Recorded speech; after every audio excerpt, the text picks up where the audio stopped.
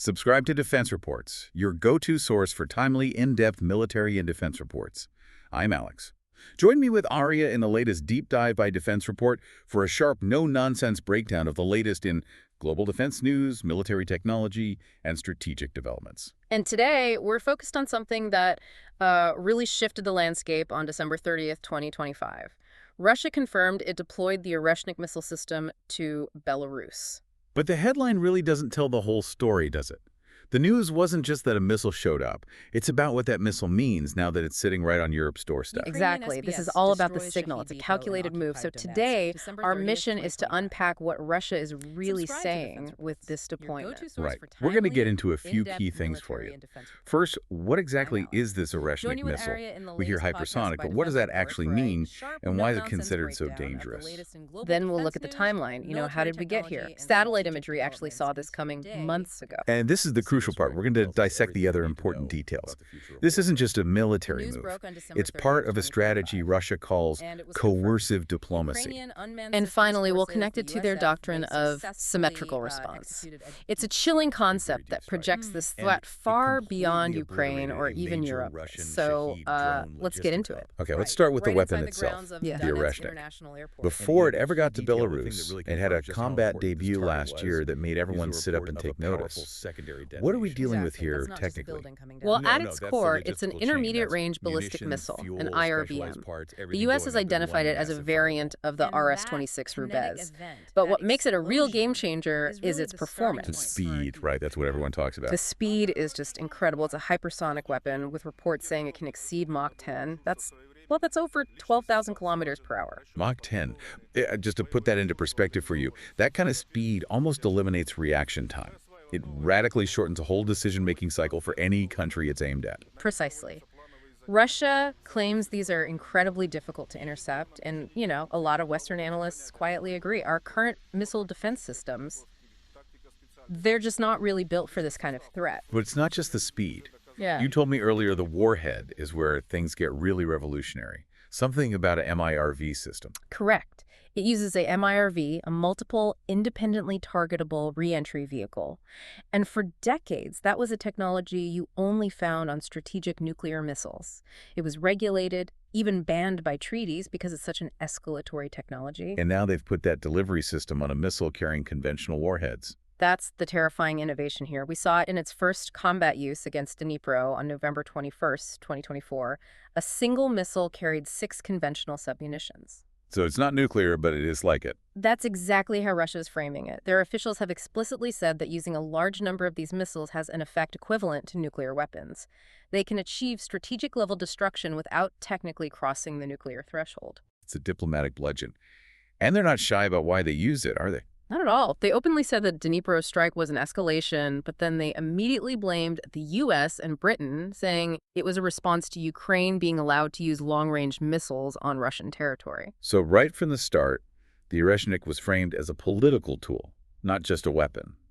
It was always about forcing a change in Western policy. Okay, so now let's talk about where this political tool is parked. Moving it to Belarus in December 2025. That takes the threat from theoretical to very, very real for NATO. It's right on the border now, and this move didn't happen overnight. Western intelligence was tracking the preparations for months. So we knew it was coming. What were the signs? Ooh, yes. The signs were clear. High-resolution satellite imagery from Planet Labs, especially on November 16th, showed major site prep happening near Minsk, specifically at an old strategic rocket forces site, Khrushchev 6 airfield. What does site prep look like from a satellite? Are we talking about building silos? Not silos, more like hardening the area. We saw them clearing a huge patch of land of unexploded ordnance, then putting up new reinforced structures. It was the kind of work you do when you're about to move in a very high-value, very sensitive asset. So the intel was there. But the final confirmation came straight from Minsk. It did. On December 18th, Lukashenko himself announced the system arrived yesterday and was going on combat service. Russia's military command confirmed it at the same time, stating a whole brigade was now equipped with them. It was a very coordinated announcement. A joint statement, really, and the signal that sends, with its range, is unmistakable. It's a powerful, coercive signal aimed squarely at NATO. By placing a weapon that can hit targets deep inside Europe right on the border, Russia is dramatically raising the stakes. The message is, any move into Belarus will be met with a devastating response. It blurs that line between a conventional and a tactical nuclear fight. Which brings us to the big question. Why now? Why this missile, in this place, at this moment? This gets us into that idea of coercive diplomacy. Right. Coercive diplomacy is all about making the cost of your enemy's actions so high that they stop doing them. In this case, Russia wants to force NATO and European countries to back off their support for Ukraine. And they frame it as a response, not an aggression. That's the core of their narrative. They argue this is a necessary reaction to what they see as Western escalation, to the stated policy of achieving a strategic defeat of Russia. They keep pointing to NATO expansion as the root cause of the whole crisis. They often bring up the date, 1997, demanding a rollback of military infrastructure to that year. Why is that date so important in their view? 1997 was the NATO-Russia Founding Act. For Russia, that's the line in the sand. They argue any NATO forces or bases placed in Eastern Europe after that date violate the spirit of that agreement and pose a direct threat.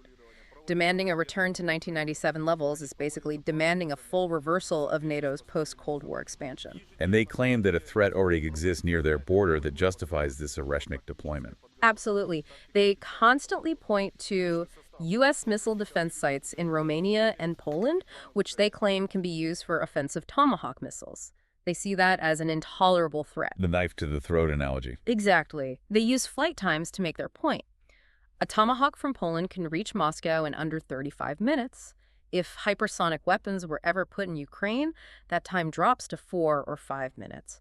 So in their view, placing the Oreshnik in Belarus is the only way to counter that threat, to hold Europe at risk in the same way they feel they are held at risk. It's a blunt and painful answer then. Yeah. If you threaten us with a short-notice strike, we will put our own unstoppable weapon within striking distance of you. And they've been very direct about who they're targeting. The threats aren't vague. They said they will use Oreshniks against the countries supporting Ukraine, framing this as a proxy war against the entire civilized West. So let's connect that to their bigger military doctrine, this idea of a symmetrical response. Yeah. This goes way beyond just defending Belarus. This is where it gets really serious for the long term, for Europe and the U.S. Russia is stating very explicitly that if NATO countries provide weapons that hit Russian territory, then Russia will provide its weapons of the same class to actors around the world who can then target the sensitive facilities of those NATO countries. Wow. So that's basically a threat of global proliferation.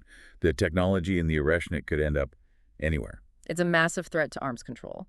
They've even said they could take the same stance as the West. We supply something to somebody but have no control over what happens afterwards. It's a clear warning that they're willing to destabilize other regions as retaliation for what's happening in Ukraine. And the Oreshnik program itself isn't finished evolving, is it? The sources suggest there's a next step. The program is clearly designed for more. This IRBM is probably just a stepping stone. The fear among analysts is that they'll develop a long-range variant. They could potentially put this conventional MIRV warhead on a bigger rocket, maybe even an ICBM platform like the Sarmat. And what would that mean, practically, if they could put this on an ICBM? It would mean they could launch high-precision conventional strikes on the U.S. East Coast from deep inside Russia. Suddenly, targets like American cruise missile factories or naval bases are at risk from a conventional weapon that's nearly impossible to stop. So this deployment in Belarus isn't just about defense. It's about projecting force and forcing NATO to rethink everything. It's about raising the stakes to an unbearable level for anyone helping Ukraine. Absolutely. If we tie this all together, the Oreshnik is a military asset, of course, but right now it's functioning mainly as a diplomatic bludgeon. Russia is signaling that their patience for negotiations that don't meet their core demands, like stopping NATO expansion, is completely gone. And what it seems like you need to take away from this is that the move is designed to force European countries to feel the direct, personal, existential cost of this conflict. It's pushing them to either accept Moscow's terms or face, as they put it, apocalypse consequences if red lines are crossed. We've seen them use it in combat, we've seen them deploy it to the border, and we've heard their plans to develop it further and share the technology. And that brings us to a final, very provocative thought. We have to ask the question, how long before European capitals, now facing a Mach 10 MIRV threat just minutes away, start to realize something? That the expensive anti-missile shields they're modifying are very profitable for U.S. defense contractors, but might be practically useless against this new generation of hypersonic threat that is already here and already operational on their border. It's something we'll certainly have to keep analyzing as we move forward. You've been listening to Defense Report by Alex and Aria, where we analyze the latest in military strategy, global defense, and advanced weaponry. Subscribe to Defense Reports, your go-to source for timely, in-depth military and defense reports. We'll catch you next time.